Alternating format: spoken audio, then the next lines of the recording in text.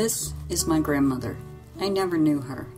I knew my grandmother, of course, but I never knew her like this, carefree and young. Most of my family history is oral. When you grow up poor, capturing special moments has to be done with voices instead of cameras. There are a few photos here and there of days long past, but much of what we know about her and about ourselves, we learned because the stories were passed on, retold at every gathering, learned by each new generation, and often begun with the phrase, "Do you remember when?" There's not much known about this photo, not who took it, or where, or how old my grandmother was at the time.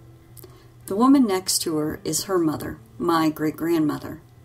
At a guess, I'd say my grandmother was 16 or 17, so the photo was probably taken around 1929 or 1930, before marriage, before children.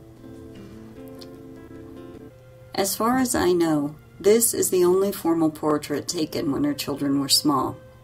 It's 1945, and although she's still young, her carefree smile has disappeared under the weight of a troubled marriage, the loss of 2 children, and the poverty that made everyday survival difficult. The smiling girl of the first photo hardly seems related to this woman, or to the woman I knew. My grandmother didn't smile easily. She was loving and kind, a wonderful cook with a wickedly dry sense of humor, and a gift for making each of her grandchildren feel like they were her favorite. But she was also tough. She knew, far too well, just how much pain life could throw at you. She was 10 when she watched her father die in a gas explosion on Christmas Eve.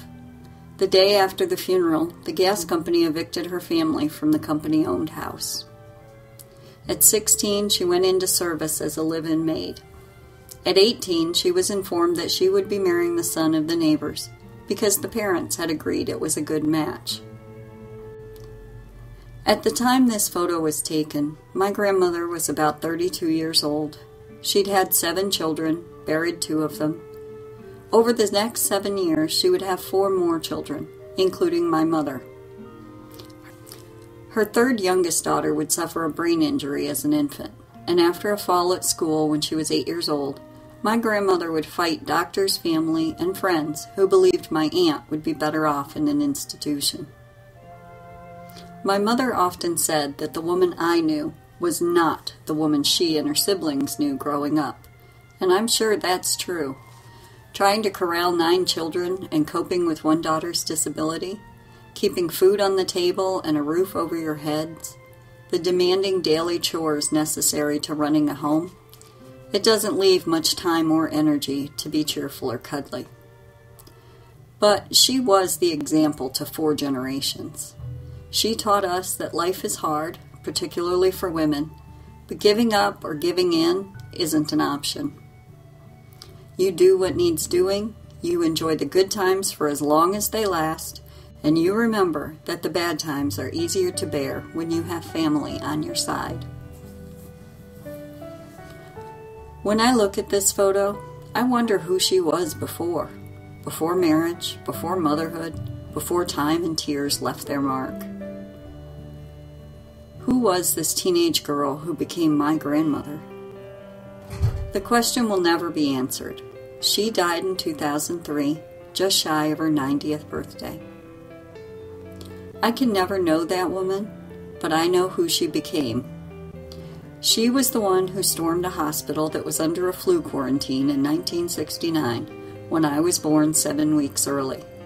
The maker of the blue cake with blue frosting that I wanted for my 10th birthday. My secret source of romance novels, always slipped into my bag with the warning, "Don't let your mother know I gave it to you." The woman who taught me to play rummy while we drank tea and shared banana bread. The grandma who never let anyone leave without a hug and an "I love you." In the Disney movie, Lilo and Stitch, Lilo tells the little alien, "Ohana means family. Family means no one gets left behind or forgotten." My grandmother can never be forgotten. Her legacy lives on in each of us. No matter how far apart we are, she's our common denominator. the link that binds our family together. We see her in our own faces, in the shared cheekbones and chins of 5 generations, and we remember her every time we begin another story with, "Do you remember when?"